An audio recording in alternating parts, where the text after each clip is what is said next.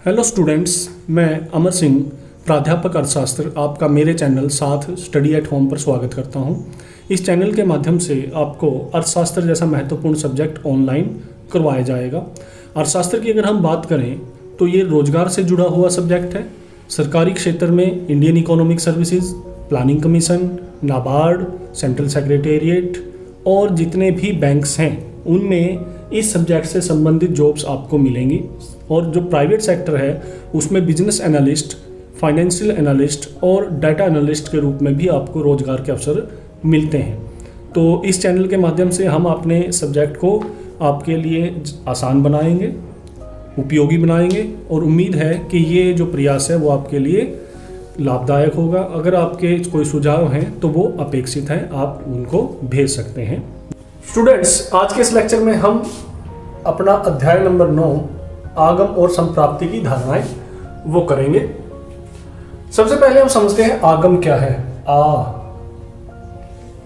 आने का मतलब क्या है? आ गया और गम मिटा गया।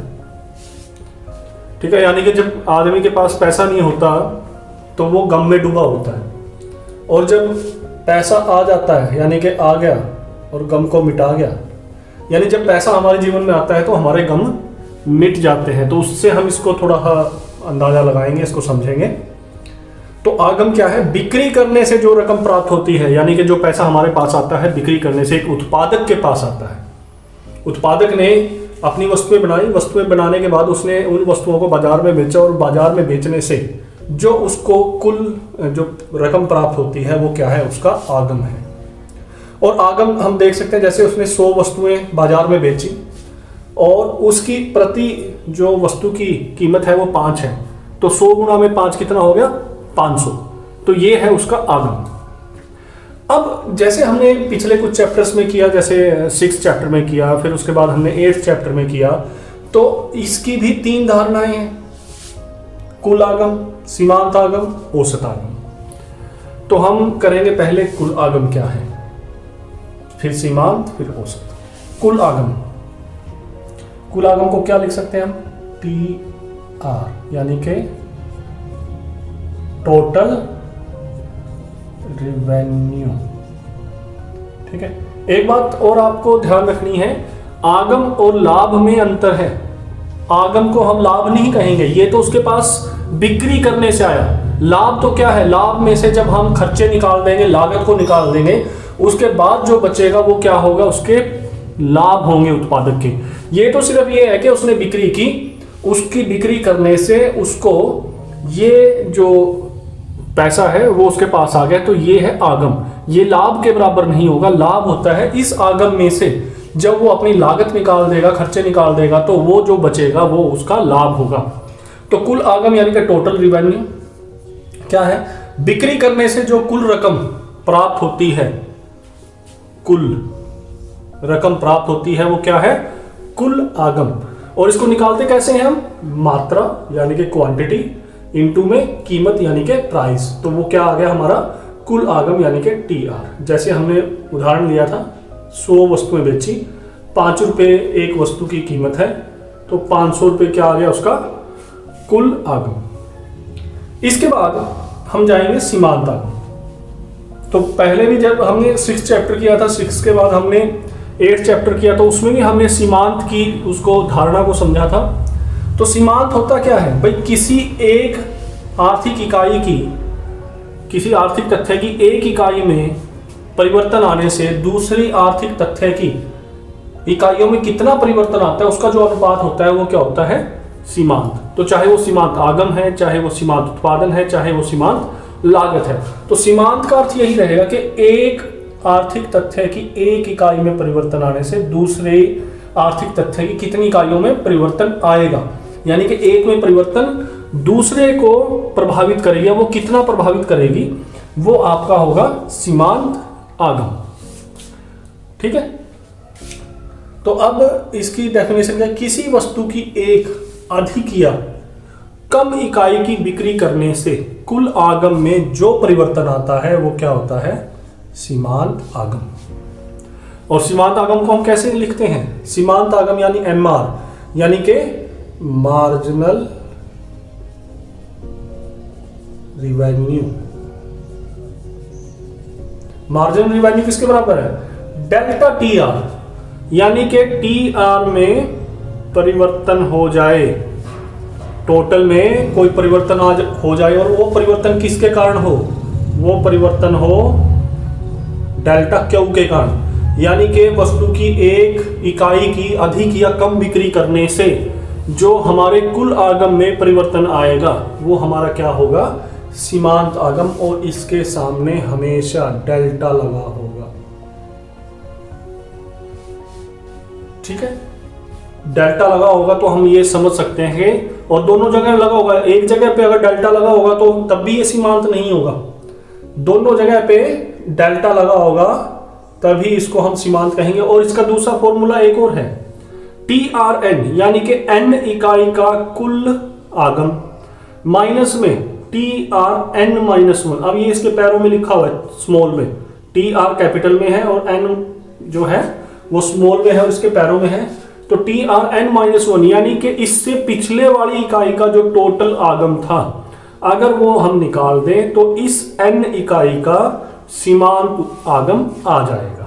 ठीक है ना, यानी पिछली इकाई का जब हम सीमांत, जो पिछली इकाई का कुल आगम है वो निकाल देंगे, इस इकाई के आगम में से पिछली इकाई का आगम निकाल देंगे तो हमारे पास क्या बचेगा? सीमांत आगम। फिर आता है औसत आगम। अब औसत भी हमने 6th चैप्टर में भी किया, उसके बाद 8th चैप्टर में भी किया। ये क्या है कि भाई प्रति इकाई, औसत के आगे हमेशा लगा होगा। औसत आपने अपने मार्क्स की भी निकाली है 10वीं में, आपके 5 सब्जेक्ट्स में जितने मार्क्स आए थे उसको आपने 5 से भाग कर दिया था। तो अब प्रति आपके, जो मान लो किसी बच्चे के 60% मार्क्स आए हैं, किसी बच्चे के 70% मार्क्स आए हैं, तो उसका मतलब क्या है कि प्रत्येक प्रति उसमें पेपर में कितने आए हैं, तो जिसके 60 हैं यानी कि प्रति पेपर 60 आए हैं, जिसके 70 हैं उसके यानी प्रति पेपर 70 आए हैं। अब ऐसा नहीं है कि सिर्फ 60 और 70 हर पेपर में आए हैं, किसी में कम आए हैं किसी में ज़्यादा आए हैं, लेकिन वो प्रति इकाई हो गया, एक औसत हो गया, एक हमारा वो जनरल सा अंदाजा हो गया कि भाई हाँ लगभग इतना है सभी पेपरों में, किसी में कम किसी में ज़्यादा। तो उत्पादन की प्रति इकाई बिक्री से प्राप्त आगम औसत आगम है। और औसत आगम को हम निकालते कैसे हैं? औसत आगम को निकालने का हमारा जो फॉर्मूला है, इसको लिखा जाता है average revenue. Average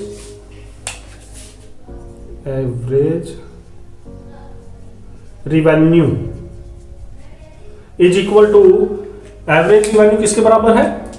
average revenue बराबर है टी आर बटे में क्यू के, यानी कि कुल को अगर मैं क्यू से भाग कर दूं तो मेरा क्या आ जाएगा? प्रति इकाई आ जाएगा। आपके पेपर में भी तो हमने ऐसे ही किया था, आपके जो 5 पेपरों में मान लो किसी बच्चे के 300 मार्क्स आए 5 पेपरों में, 5 से भाग कर दिया तो कितने आ गए? 60। तो यानी कि प्रति पेपर कितना आया? 60। तो ये, और ये किसी में 60 किसी में 60 से कम किसी में 60 से ज़्यादा ऐसा मिल सकता है, लेकिन हमारा औसत 60 आ गया। ऐसे ही हमें औसत आगम निकालना है। तो यहाँ पर इनके फॉर्मूलाज यहाँ पर भी लिखे हैं, T R is equal to Q into P, A R is equal to T R divided by Q, M R is equal to delta T R बटे में डेल्टा क्यू। अब इस सारी चीज को हम समझते हैं एक तालिका से और एक डायग्राम से, इनके बीच में क्या संबंध है। एक जो हमारा जो इसमें मेन क्वेश्चन बनता है वो क्वेश्चन यही बनेगा। क्वेश्चन है कि कुल आगम, सीमांत आगम और औसत आगम का संक्षेप में वर्णन कीजिए और इनके बीच में पाए जाने वाले संबंध का की व्याख्या कीजिए। ठीक है ना।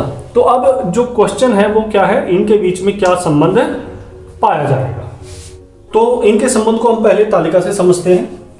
तालिका में हमारे यहाँ पर दिया गया बिक्री, औसत आगम या कीमत ए आर और पी, इसी को हम औसत आगम को ही हम क्या कहते हैं, कीमत कहते हैं। क्यों कहते हैं? क्योंकि कीमत भी हमारी क्या है, कीमत भी हमारी प्रति इकाई है। आप अगर देखें भाई, हमने एक वस्तु बेची 5 रुपए की, आप ऐसे कर लो, यही उदाहरण ले लेते हैं। 100 वस्तुएं बेची 5 रुपए के हिसाब से, तो 500। जब मैं इसको 500 को औसत निकालूंगा मैं कितने से, 100 से, तो क्या आ गया 5। तो ये भी प्रति इकाई है, ये भी प्रति इकाई है, इसलिए औसत आगम को ए आर को ही हम क्या कहते हैं, पी कहते हैं। औसत आगम को ही क्या कहते हैं, पी कहते हैं। तो यहाँ पर इसीलिए यहाँ लिखा गया औसत आगम, कीमत और AR और पी। उसके बाद कुल आगम TR टोटल रिवेन्यू और सीमांत आगम यानी कि मार्जिनल रिवेन्यू। यहाँ बिक्री की इकाइयाँ लिखी हुई हैं। बिक्री देखिए आप 1 2 3 4 5 6 7। तो जो बिक्री है उसको बढ़ाने के लिए हमने क्या है, यहाँ पर कीमत देखिए आप 10 9 8 7 6 5 4। तो जैसे हमने डिमांड वाले चैप्टर में किया था, आप यहाँ पे संबंध देख सकते हैं। बिक्री बढ़ रही है, बिक्री बढ़ाने के लिए उसको अपनी कीमत कम करनी पड़ रही है, क्योंकि जो उपभोक्ता है वो अधिक कीमत पर नहीं खरीदेगा। समझे बात? वो किस पर खरीदेगा?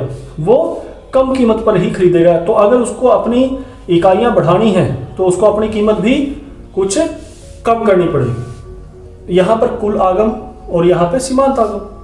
तो अब हमने क्या देखा था कि मात्रा इनटू में प्राइस, ये मात्रा दी हुई है, ये प्राइस दी हुई है। तो अगर हम इन दोनों की आपस में गुणा कर दें, आपस में हम इनकी गुणा कर दें, तो हमारे पास क्या आ जाएगा? Total revenue 1 × 10 10, 9 × 2 18, 8 × 3 24, 4 7 × 4 28, 5 × 6 30, 6 × 5 30 and 7 × 4 28। तो ये आ गया हमारा कुल आगम। Q इंटू में P = TR। औसत हमारा पहले दिया हुआ है उसने, क्योंकि औसत को ही क्या कहते हैं? कीमत, और कीमत को ही क्या कहते हैं? औसत। तो अब हम यहां देखेंगे सीमांत आगम कैसे निकालेंगे। अब हमने यहां देखा था टी डेल्टा TR बटे में डेल्टा Q, यानी कि एक इकाई अधिक या कम बिकने से टोटल रिवेन्यू में क्या फर्क आएगा, या TRN यानी कि उस N इकाई का कुल आगम माइनस में उससे पिछले वाली इकाई का कुल आगम। तो यहां पे हम दोनों से देखते हैं। ये 1 है, इस एक इकाई के बिकने से कितने का परिवर्तन आया? 10 का। ये 10 का है ना, तो हमारा सीमांत आगम क्या हो गया? 10। यहां पे हमने देखो डेल्टा TR बटे डेल्टा Q, तो एक का बिक्री की 10 रुपए के हिसाब से, तो टोटल में कितने का अंतर आया? 10 का। फिर हमने दूसरी इकाई की बिक्री की, और दूसरी इकाई की जो कीमत थी वो कितनी थी? 9 रुपए। तो हमारा टोटल आगम कितना बढ़ा? 18। तो दूसरी इकाई का वो परिवर्तन करने से दूसरी इकाई में हमारे टोटल आगम में कितने का फर्क आया? कितने का फर्क आया? 8 का। ये 8 का है ना। तो ये भी हम देख सकते हैं कि कितना, अब तीसरी इकाई का, एक इकाई का और हमने बिक्री की, उसकी बिक्री करने से कुल आगम में कितने का फर्क आया? 18 से 24 हो गया ये, यानी कि इस इकाई से कितने का हुआ? 6 का। या दूसरा हमने जो किया था TRN माइनस में TRN माइनस में 1, तो यहां पे देखो TRN, N क्या है? 1, तो पहली इकाई का कितना है? 10। इससे पिछले इकाई का क्या है? 0, क्योंकि 0 बिक्री थी। तो 10 में से 0 निकालेंगे तो 10। दूसरी इकाई का, तो TRN, N का मतलब 2 आ गया, माइनस में TRN माइनस 1 यानी कि 2 माइनस 1 = 1 ही है। तो 2 TRN, तो N का कितना आ गया टोटल? 18। तो 18 माइनस में TR 2 माइनस 1 1 आ गया, तो इससे पिछले वाली इकाई का कितना था? 10, तो कितना आया? 8। ऐसे ही फिर TRN TR3 माइनस में TR3 माइनस 2, तो TR3 का कितना है? 24, तो 24, ठीक है, माइनस TR3 माइनस 2, ठीक है, तो कितना बना? 3 माइनस 1, सॉरी 3 माइनस 1, तो 3 TR कितना बना? 3 माइनस 1 में से निकालेंगे तो 2 बढ़ जाएगा ये। तो दूसरी इकाई का कितना था? 18, तो 24 माइनस 18 कितना आ गया? 6। ऐसे ही आगे फिर ये 4 2 0 माइनस 2, तो ये हमारा आ गया। इस प्रकार से हम अपना सीमांत निकाल सकते हैं जब हमें टोटल दिया होता है। इसके बाद हम इनके संबंध को समझते हैं डायग्राम से।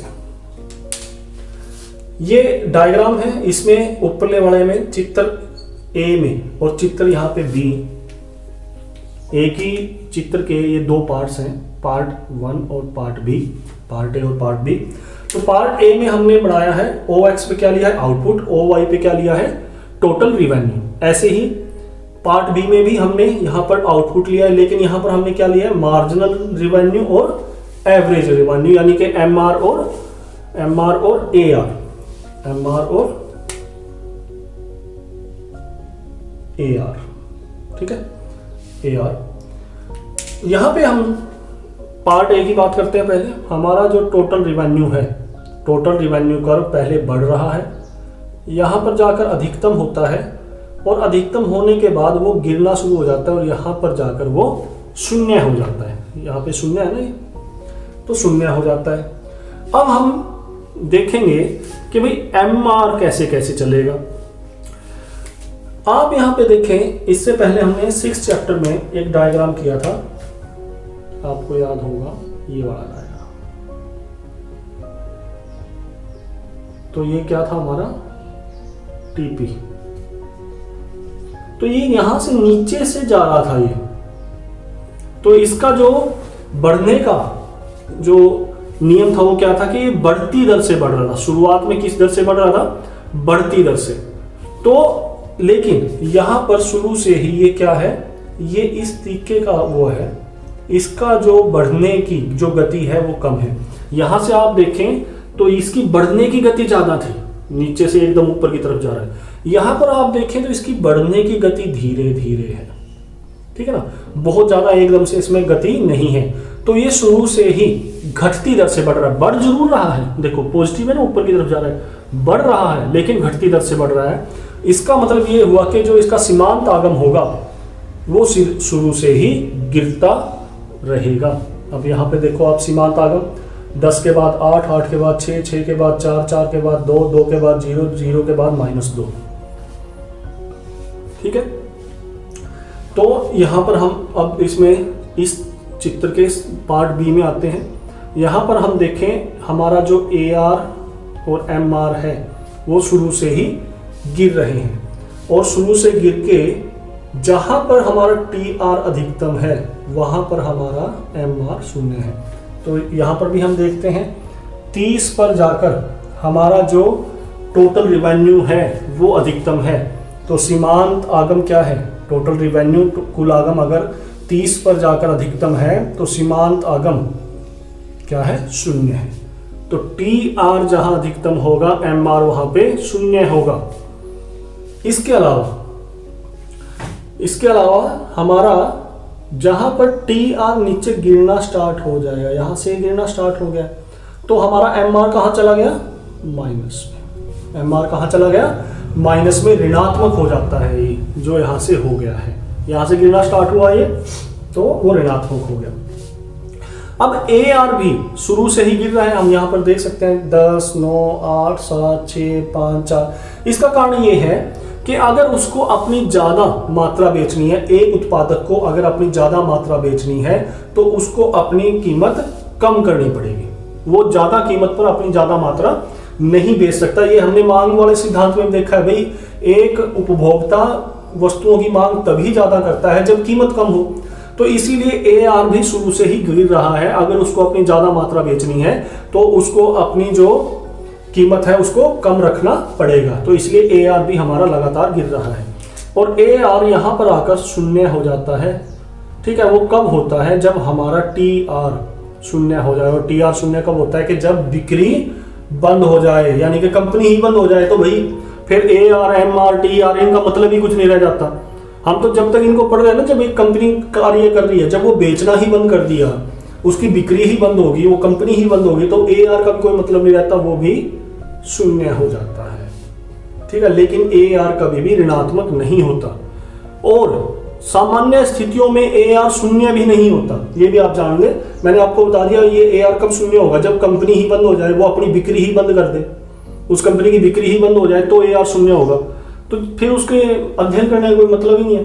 तो AR भी वैसे सामान्यतः जीरो नहीं होता, लेकिन ऋणात्मक तो होता ही नहीं, क्योंकि माइनस में कोई चीज नहीं जा सकती। अब हम कीमत कोई माइनस में कीमत नहीं हो सकती। ए आर का माइनस होने का मतलब क्या है, -1 2 3 कुछ भी हम लिखे हैं भाई, कीमत माइनस में कैसे हो सकती है? तो इसलिए ये ए आर कभी माइनस नहीं हो सकता। तो होपफुली ये आपको समझ में आ गया होगा। एक इसका टॉपिक और है कि विभिन्न जो हमारी मार्केट्स हैं उसमें जो सीमांत आगम और औसत आगम वक्र हैं उनकी जो प्रारूप क्या होगा।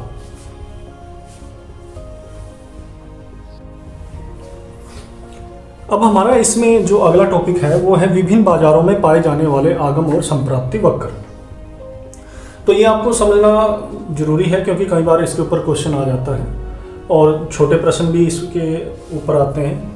तो ये आप तभी उन छोटे प्रश्नों को भी कर पाएंगे जब आपको कंसेप्ट पता होगा। तो 3 प्रकार के बाजार हैं हमारे पास, पूर्ण प्रतियोगिता बाजार, एकाधिकार बाजार और एकाधिकारी प्रतियोगिता।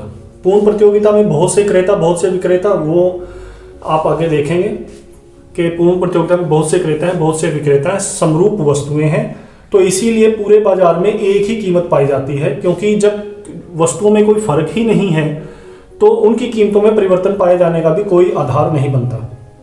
बहुत से क्रेता और बहुत से विक्रेता हैं तो इसलिए वो बाजार पूर्ति और मांग का बहुत छोटा छोटा अंश होते हैं, तो वो बाजार मांग और पूर्ति को प्रभावित नहीं कर सकते, वो कीमत को भी प्रभावित नहीं कर सकते।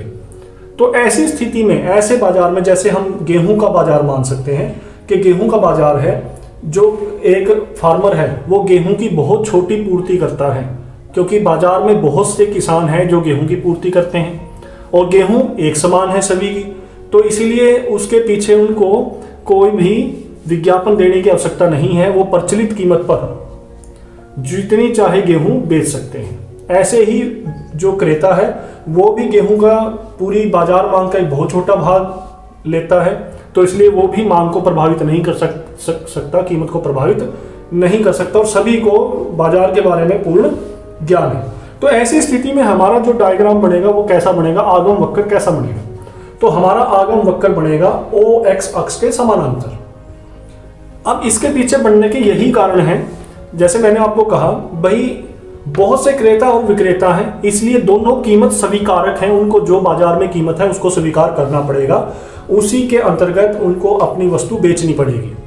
अगर कोई विक्रेता ये सोचे कि मैं बाजार कीमत से ज्यादा कीमत ले लूं, मान लो वो 4 से थोड़ा सा भी ऊपर जाता है, तो उसकी कीमत, उसकी जो मांग है क्या हो जाएगी, 0। यानी कि उस विक्रेता से कोई भी नहीं खरीदेगा। क्यों?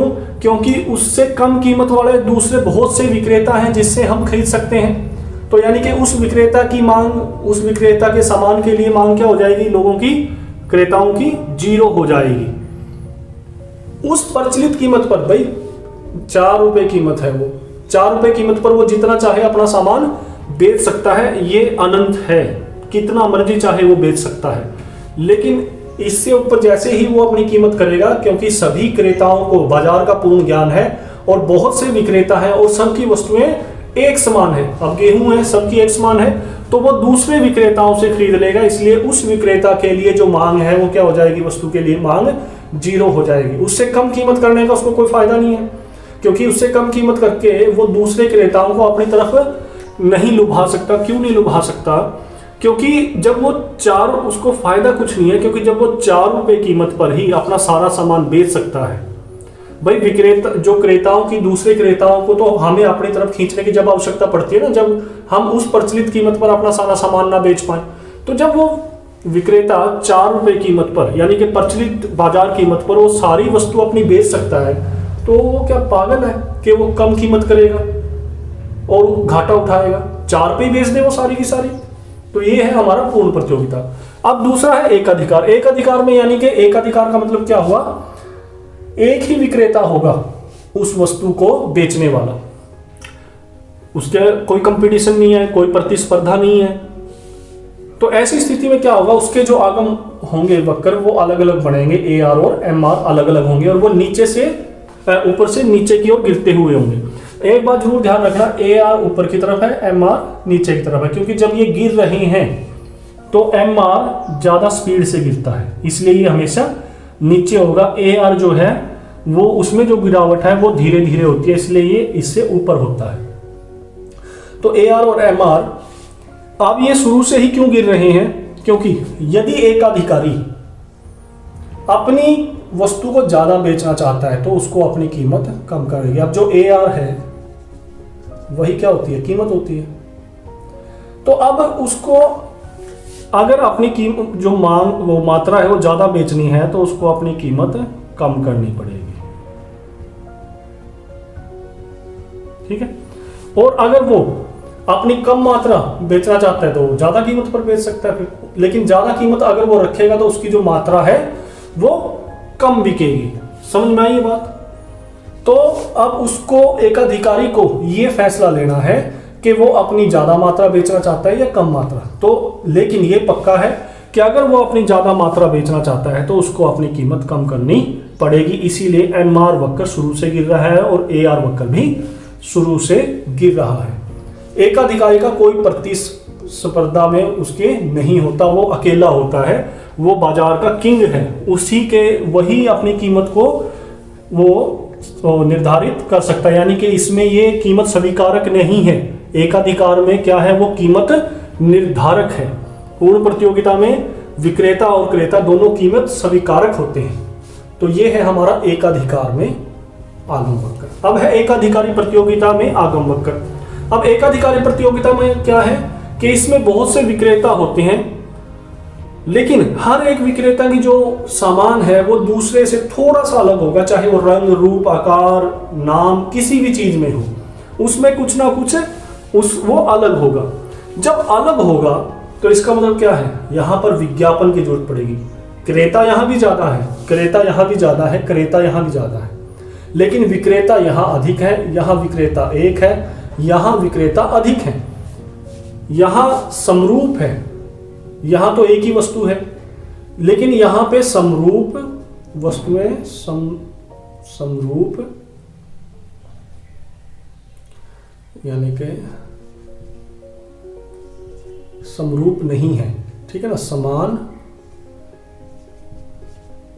समान नहीं है, ठीक है, अलग अलग है, कुछ थोड़ी थोड़ी सी उसमें विशेषताएं हैं। तो इसीलिए वो अपनी वस्तु की थोड़ी बहुत तो कीमत निर्धारित कर सकता है, क्योंकि जब उसकी वस्तु अलग है तो वो उसके ऊपर कुछ अधिकार रखता है। लेकिन अगर वो अपनी वस्तु की ज्यादा कीमत बढ़ाएगा तो क्योंकि दूसरे उसके प्रतिस्पर्धा में बहुत से विक्रेता हैं, तो जो उपभोक्ता है वो उनकी तरफ खिसक सकता है, इसलिए वो अपनी कीमत को बहुत ज्यादा भी प्रभावित नहीं कर सकता, बहुत ज्यादा नहीं बढ़ा सकता। तो यहां पर भी AR और MR नीचे की तरफ गिर रहे हैं। तो इसका मतलब भी यही है कि अगर आप उस विक्रेता को अपनी वस्तु ज्यादा बेचनी है तो उसको कीमत कम करनी पड़ेगी। उदाहरण इसका हम ले सकते हैं, जितनी भी चीजों के विज्ञापन आते हैं, क्योंकि जब अलग अलग चीज है, अलग अलग विशेषताएं हैं, तो सीधी ही बात है कि उन विशेषताओं को उपभोक्ताओं तक पहुंचाने के लिए विज्ञापन की जरूरत पड़ेगी, ऐड की जरूरत पड़ेगी। आप जितनी भी वस्तुओं की ऐड देखते हैं वो सभी किस बाजार का उदाहरण है? एकाधिकारी प्रतियोगिता का। चाहे वो आपके टूथपेस्ट हो, जैसे कोलगेट है, मिसवाक है, ठीक है, हिमालय है, सेंसोडाइन है, और बहुत अनगिनत हैं। हम बहुत के तो नाम भी नहीं जानते, इसलिए इस बाजार में किसी को भी पूर्ण ज्ञान नहीं होता। क्या क्या अंतर है, कितनी कितनी प्राइस है, सभी को किसी को भी पूर्ण ज्ञान इस बाजार में नहीं होता। तो थोड़ी बहुत कोलगेट वाला अपने टूथपेस्ट की कीमत थोड़ी बहुत बढ़ा सकता है, लेकिन ज़्यादा अगर बढ़ाएगा तो लोग कोलगेट को छोड़कर सेंसोडाइन या जो आपका विको, मिसवाक, हिमालय, उनकी तरफ जा सकता है कोलगेट को छोड़कर, ठीक है ना। तो टूथपेस्ट और ऐसी ही अनगिनत जो चीज़ें हैं जिनकी भी आप ऐड देखते हैं वो सारे एकाधिकारी प्रतियोगिता के ही उदाहरण हैं। तो यहाँ पर भी ऊपर से नीचे की ओर है, यानी कि अगर उसको ज़्यादा अपनी मात्रा बेचनी है तो उसको कीमत कम करनी पड़ेगी। लेकिन यहाँ पर आप एक थोड़ा सा अंतर देखें, इसमें और इसमें इसका झुकाव ज़्यादा है, यानी कि ये स्टीप है, और ये कम स्टीप है, यानी कि ये चपटा है। अब इसका क्या अर्थ हुआ? इसका अर्थ ये है कि यहाँ पर तो वो अगर अपनी कीमत को बढ़ाता भी है तो बहुत ज़्यादा अंतर नहीं पड़ेगा, क्योंकि एक ही है। उसका कोई, उसकी प्रतिस्पर्धा में कोई है ही नहीं, कंपटीशन में कोई है ही नहीं। तो जो उपभोक्ता है वो कहीं उसको छोड़कर नहीं जा सकता, उसके पास कोई ऑप्शन ही नहीं है। इसीलिए ये कम स्टीप है, यानी कि उसकी मांग इतनी कम नहीं होगी। लेकिन यहां पर ये चपटा है। इसका मतलब क्या हुआ, अगर वो अपनी कीमत को ज्यादा बढ़ा देगा तो जो उपभोक्ता हैं वो कम कीमत वाले, जो उसका प्रतिस्पर्धी है, कंपटीटर है, उसके पास चले जाएंगे। यानी कि एकदम से उसके ज्यादा उपभोक्ता टूट सकते हैं, क्योंकि ये ज्यादा चपटा है, अधिक लोचशील है, ये वो कम लोचशील है, तो उसमें इतने उपभोक्ता नहीं टूटेंगे क्योंकि कम लोचशील है। ये अधिक लोचशील है तो इसमें उसके अधिक उपभोक्ता टूट जाएंगे एकाधिकारी प्रतियोगिता में, क्योंकि बहुत ज्यादा कंपटीटर्स हैं, उपभोक्ता के पास बहुत ज्यादा ऑप्शंस हैं। तो ये आपका टोटल हमारा जो 9th चैप्टर है वो कंप्लीट होता है। और इसकी जो आपको PDF मिलेगी वो वीडियो के डिस्क्रिप्शन में आपको मिल जाएगी। धन्यवाद। स्टूडेंट्स, इससे रिलेटेड जो PDF है वो आप इस वीडियो के नीचे डिस्क्रिप्शन में जाकर वहाँ जो एक लिंक दिया गया है उससे डाउनलोड कर सकते हैं।